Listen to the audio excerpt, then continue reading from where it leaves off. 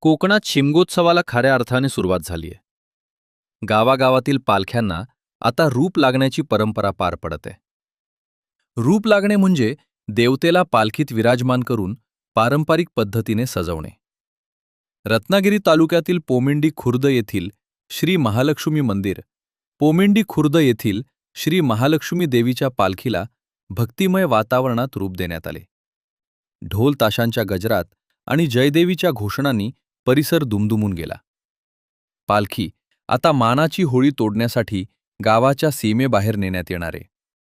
तेथे पारंपरिक पद्धतीने होळी अंगाखांद्यावर खेळवत ती गावात आणली जाईल आणि ठरलेल्या ठिकाणी उभी केली जाईल.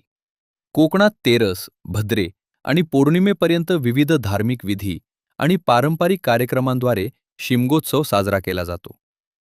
पुढील काही दिवस संपूर्ण कोकणात उत्साहाचे आणि भक्तिमय वातावरण पाहायला मिळणार आहे.